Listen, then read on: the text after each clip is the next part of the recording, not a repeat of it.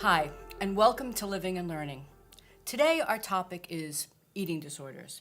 And we're going to take a special segment of that. We're going to talk about the medical community and how the medical community might actually do a better job with prevention in helping people who may be struggling with this type of disorder. Okay, and my name is Karen Kugel. I'm your host, and I have with me today Monique Bellefleur. Monique is a clinician as well as the director of community education at MEDA. MEDA stands for Multi-Service Eating Disorders Association, located in Newton, Massachusetts. And she's our expert today to talk to us about how the community, medical community in particular, can help. So let's start with a definition. Monique, tell us about eating disorders. Sure. Well, an eating disorder is a serious mental illness. It is not a fad, it is not a diet, it is not a phase, but it's a mental illness that involves someone's relationship with food and body.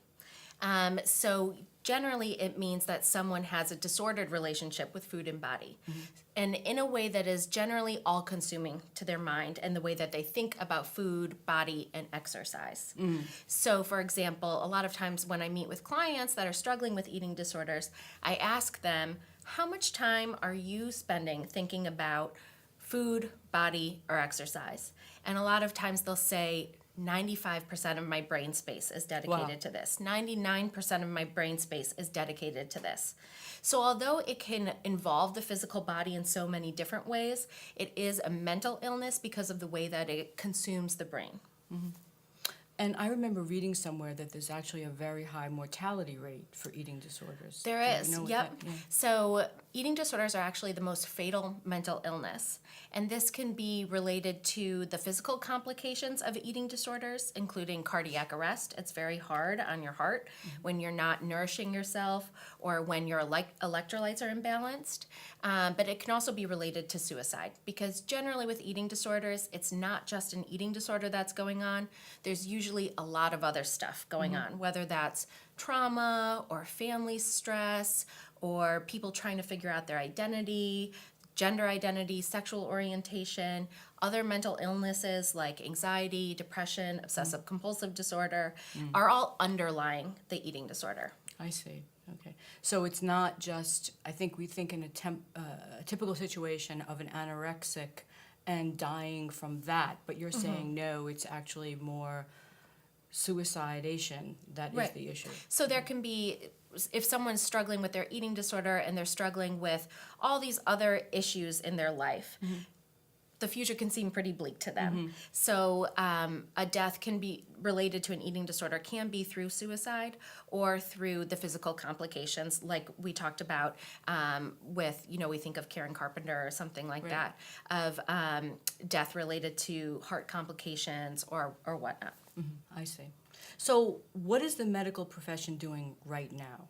Yeah, so I think that the medical community is becoming more aware of eating disorders because they have plenty of patients that are struggling with them.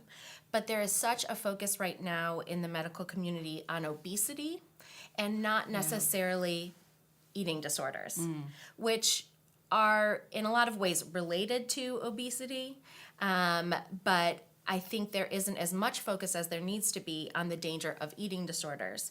And it's not necessarily doctors or nurses or anyone in the medical community's fault. There really isn't any training given to doctors on eating disorders.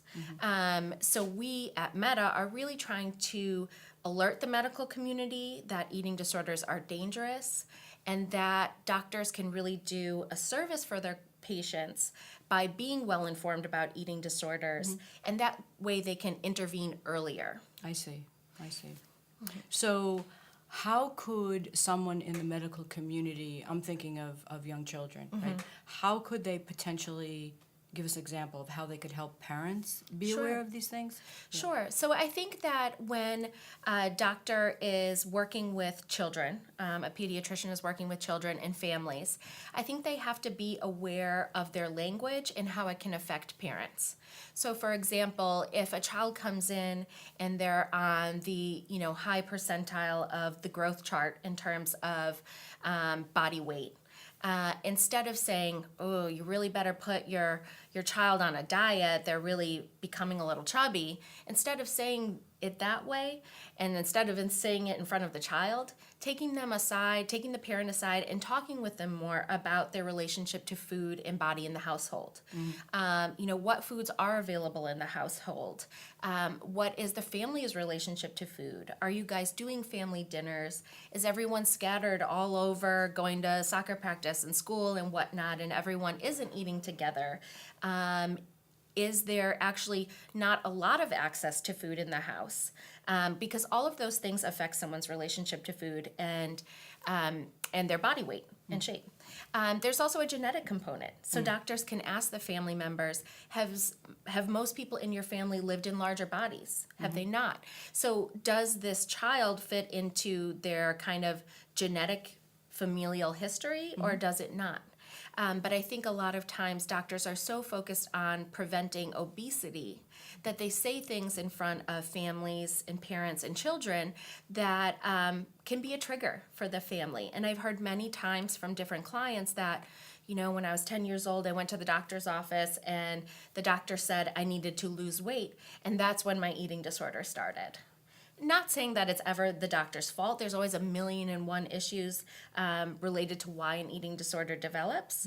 But I think that doctors can become more aware and more sensitive around the language they use with families and children, and also can help educate parents on what is healthy eating, how do you encourage your child to eat healthily in the household, and how can you help foster body positivity and body confidence, which ultimately leads to someone having a better relationship with food and body down the road, less likely to be overweight or obese. And so I think that doctors can really help in doing that, but they need the training to get there. And they don't really get that training in medical school. I see. Then what does MEDA do? What kind of training does it offer the medical community? Sure. So MEDA will offer free presentations to the medical community. We will go to your office and present to doctors, to nurses, to the other staff within the doctor's office, and educate them on eating disorders. What are they? What are the signs and symptoms? What are the physical consequences of the eating disorder? And what can you be doing as their doctor, as their nurse? So, for example, what labs you should be running if someone notes that they have an eating disorder. How should you approach someone, a client who is living in a larger body? And how do you work with them in a way that is beneficial for their health, but is not stigmatizing them because of their weight? So we'll do education on that as well. And we'll talk also about how the medical community can utilize MEDA to help and support their patients, whether that's referring them to MEDA for an eating disorder assessment, getting them connected to an eating disorder specialist therapist or a dietitian, or sending them to a treatment center if that patient is really in need of a higher level of care. I see. So basically, a doctor or a doctor's practice can just go to the MEDA website. Exactly. Or just call your practice Sure. and get things rolling. Sure, they can just give us a call at MEDA, or they can go to our website, or they can email us at education@medainc.org to schedule a training. Terrific. Well, thank you, Monique. That's been welcome. really, really valuable information. Thank you so much for being part of the show. And I think it sounds like a terrific resource, not just for the medical community, but for parents and students at large. So that's great. Thank you for being here. You're welcome. Thanks for having me. You're welcome.